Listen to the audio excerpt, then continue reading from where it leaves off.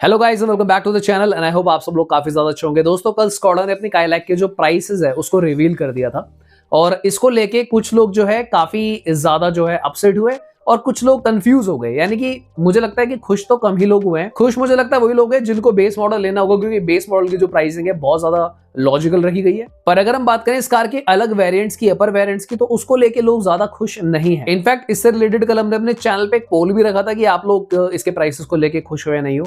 तो काफी ज्यादा लोगों ने जो है अपनी निराशा जताई कि भाई नहीं, हमें नहीं सही लगा जो प्राइसिंग इन लोगों ने रखी है। इनफैक्ट मुझे भी पर्सनली एक चीज तो बहुत ही ज्यादा बेकार लगी कि अगर हम सेफ्टी की बात करते हैं तो वहां पे हिल होल्ड जैसा फीचर जो आज की डेट में भाई आपको बेस मॉडल के अंदर मिलता है सारी कार्स में, वो भी इन लोगों ने भाई बेस तो छोड़ो सेकंड बेस में भी ना देके थर्ड वाले वेरिएंट में डाला हुआ है। तो मुझे मतलब ये चीज मुझे काफी ज्यादा खटकी। अब हालांकि अगर हम बात करें Mahindra XUV 3XO versus Skoda Kylaq, तो आप लोगों के काफी सारे मुझे कमेंट्स आए हैं, कुछ मेल्स भी आए हैं कि यार अब कंफ्यूजन और बढ़ गई है, थोड़ी सी क्लैरिटी डाली जाए। क्योंकि दोस्तों यहाँ पे ना एक प्रॉब्लम और भी है। स्कोडा वॉक्सवैगन इंडिया पे ना एक केस भी चल रहा है जिसमें 12,000 करोड़ रुपए का टैक्स चोरी को लेके इंडियन गवर्नमेंट की तरफ से इनके ऊपर जो है आरोप लगा हुआ है। क्योंकि ये लोग क्या करते थे कि इंपोर्ट ड्यूटी इन्होंने बचाई है। इन लोगों ने क्या करा है, बेसिकली पूरी की पूरी कार्स ही इंपोर्ट करी हैं अलग अलग टुकड़ों में, यहां पर लाके उसे असेंबल कर लिया, मतलब पार्ट्स वाइज मंगाई। तो इंडियन गवर्नमेंट को लगता है कि ये चीज गलत ही है। जब आपने पूरी की पूरी कार ही मंगाई है तो आपने पूरी की पूरी ड्यूटी क्यों नहीं पे करी। तो मुद्दा ये है कि अगर ये लोग टाइम पे नहीं करते, जो कि कई सालों से ये केस चल रहा है, तो ये पेनल्टी के साथ अब जो है इंटरेस्ट वगैरह लग के 24,000 करोड़ बन जाए। अब कुछ लोगों को ये कहना है कि यार क्या ये लोग चले तो नहीं जाएंगे देश से, कुछ प्रॉब्लम तो नहीं हो जाएगी। और मैं बिल्कुल एग्री करता हूं, अगर मैं भी भाई कार खरीद रहा हूँ मैं इस चीज के बारे में जरूर सोचूंगा। तो देखो फिलहाल तो ये अपडेट आया है वॉक्सवैगन स्कोडा से कि ये लोग कोऑपरेट करने के लिए इंडिया की गवर्नमेंट के साथ तैयार हैं, अथॉरिटीज के साथ तैयार हैं। तो यहाँ पे एक उम्मीद की किरण है कि भाई स्कोडा वॉक्सवैगन इंडिया इतनी जल्दी नहीं जाएगी। और अगर मैं अपना पर्सनल ओपिनियन दूं, देखो मैं अब कोई स्कोडा का एम्प्लॉय तो नहीं हूँ वॉक्सवैगन का, पर मुझे पर्सनली ऐसा लगता है क्योंकि मैं इस इंडस्ट्री के बारे में चीजें कवर करता हूँ। इन्होंने रिसेंटली अपनी काइलैक को लॉन्च करा है, वॉक्सवैगन टेरा भी आने वाली है, स्कोडा वॉक्सवैगन एक ही है। तो फिलहाल मुझे ऐसा लगता है कि ये लोग टेरा और अपनी जो काइलैक है इसकी सेल्स को मॉनिटर जरूर करेंगे और ये कम से कम भी 6-7 महीना से साल तो जरूर देंगे यहाँ पे। उससे पहले तो आप भूल ही जाओ कि ये लोग जाने वाले हैं।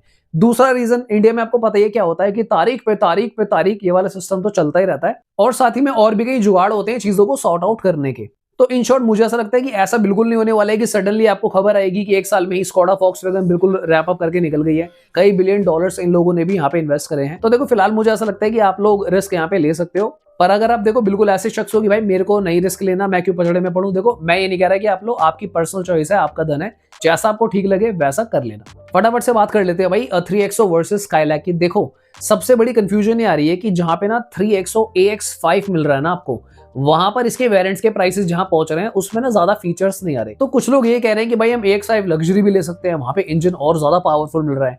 इनफैक्ट अगर हम बात करें इसके लोअर वेरिएंट्स की, तो वहां पर भी लोगों को ऐसा लगता है कि 3XO जो है ज्यादा फीचर्स ऑफर कर रही है ऑलरेडी। कार की अगर हम स्पेस की भी बात करते हैं तो व्हील बेस ज्यादा 3XO का है, विड्थ ज्यादा 3XO की है। तो यहाँ पर ना बहुत सारे डिबेट भी चल रहे हैं। ऊपर से आपको पता ही है कि स्कोडा की जो मेंटेनेंस है वो ज्यादा है, पर अभी ऐसी न्यूज आ रही है कि स्कोडा जो है शुरू के कुछ हजार लोगों को, जो कार बायर्स है ना, उनको अपना ये सर्विस पैक ऑफर कर रहे हैं, जिसके तहत आपकी जो सर्विस है उसकी कॉस्ट काफी कम हो जाती है। बाकी जब आप कार खरीदोगे तो प्लीज वहां पे डबल चेक कर लेना, क्योंकि इसके अलग अलग न्यूज आ रही है। तो एक चीज तो कंफर्म है कि अगर आप काइलैक लेते हो तो शुरुआती दिनों में आपको ज्यादा मेंटेनेंस को लेकर प्रॉब्लम आने नहीं वाली है। इनफैक्ट स्कोडा के और भी प्लान है जिसमें ये लोग इंडिया में ही अब अपने जो है पार्ट्स की जो प्रिपरेशन करेंगे, यहीं पे बनाएंगे।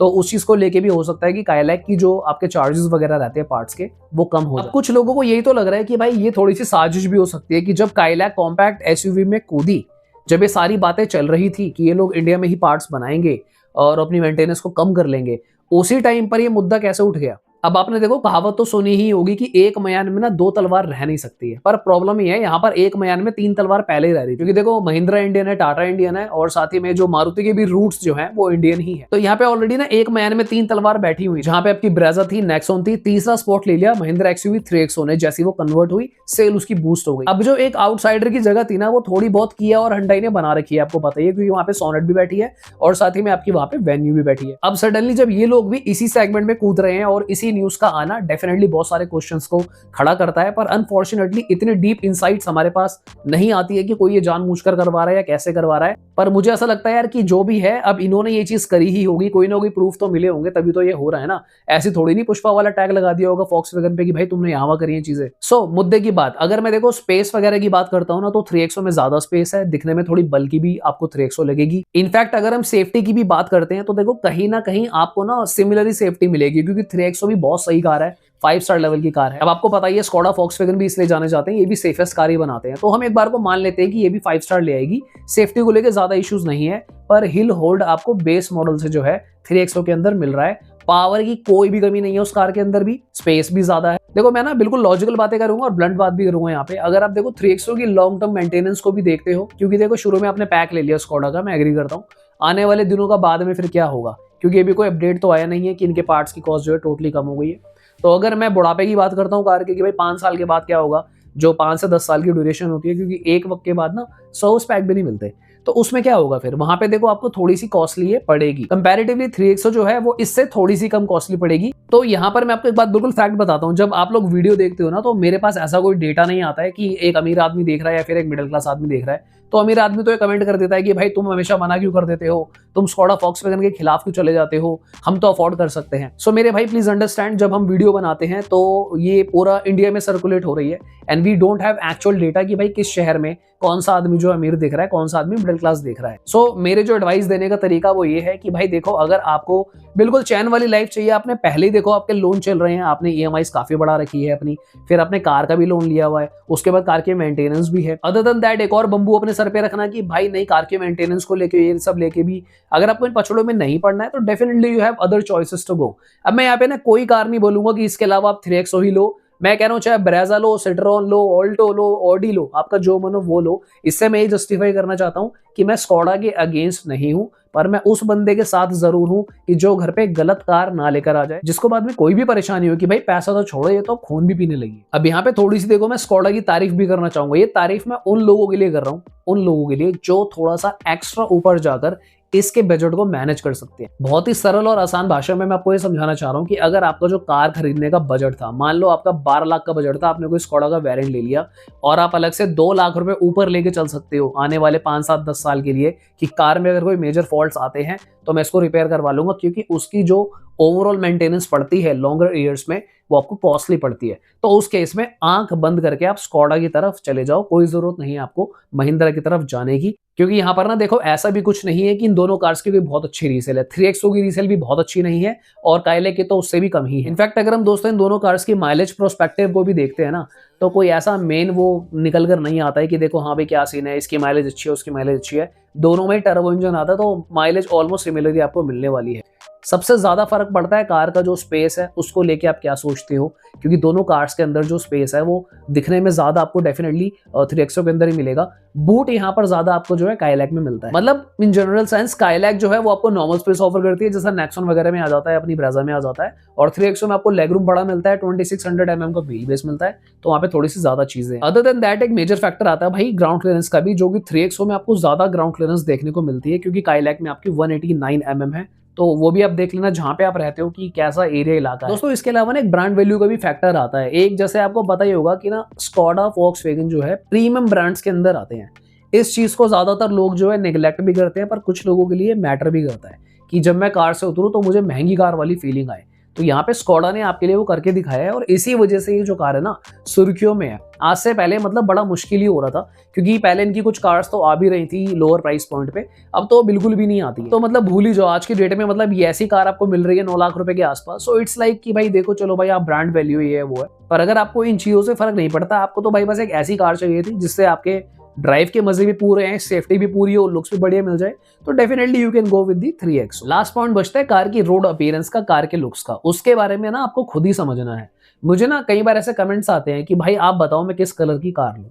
अब मुझे अच्छा भी लगता है कि कोई मेरे से एडवाइस ले रहा है, पर मैं कई बार ना काफी कंफ्यूज भी हो जाता हूँ, क्योंकि मेरी चॉइस का जो कलर है, हाउ डू यू मतलब कनेक्ट विद इट। तो मैं जनरली क्या करता हूँ, मैं एक ऐसा कलर बताता हूँ जो हर कार में ज्यादातर अच्छा लग जाता है। सो वही बात होती है रोड प्रेजेंस के मामले में। अब आपको समझना है कि आपको भाई जो कार है, और मुझे लगता है आप रोड प्रेजेंस वाला जो फैक्टर है ना उसको लास्ट में रखना। उससे पहले आप बाकी चीजों को समझना। उससे पहले काफी चीजें इस कार में, दोनों कार्स में समझने के लिए मेंटेनेंस है, उसके बाद कार का स्पेस है, उसके बाद इंजन है, इंजन की पावर है। हालांकि देखो 3XO की पावर बहुत सही है। इंजन के बारे में मैं ज्यादा इसलिए बात नहीं कर रहा क्योंकि हम सबको पता है कि स्कोडा के इंजन जो है अच्छे होते हैं, हर चीज का लेवल होता है, बहुत ही अच्छे होते हैं, अच्छे होते हैं।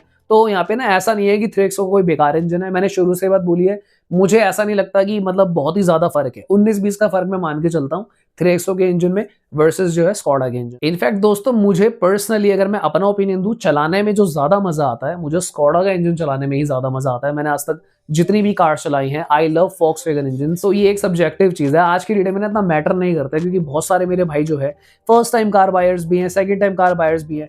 तो ये वाली जो सेंस डेवलप होती है ना कि भाई इंजन जो है बढ़िया इंजन चाहिए नहीं, तो ये जो सेंस आती है 2-3 कार जब आप स्विच कर लेते हो ना, उसके बाद ये सेंस डेवलप होती है। अगर आपको भाई पहले आपने काफी कार चलाई है यार दोस्तों की किसी की, तो उस केस में आपको शायद ये कनेक्ट हो पा रहा होगा। सो दोस्तों आज के लिए इतना ही। हमने काफी सारी बातें करी हैं, दोनों कार्स बहुत ज्यादा अमेजिंग है, दोनों कार्स के अपने अपने प्रोज एंड कॉन्स है। हमने मेजोरिटी ऑफ जो चीजें हैं वो डिस्कस कर लिए। अगर आपके कोई डाउट्स या फिर कोई क्वेश्चन हो, आप कमेंट करके पूछ सकते हैं, या फिर अगर आपको कोई कार कंसल्टेशन चाहिए हो तो चैनल डिस्क्रिप्शन में हमारी ईमेल भी है, आप हमें ईमेल ड्रॉप कर सकते हैं। We would love to help you. तो आज के लिए इतना ही, फिर मिलते हैं किसी और दिन। Thanks for watching, bye bye, take care.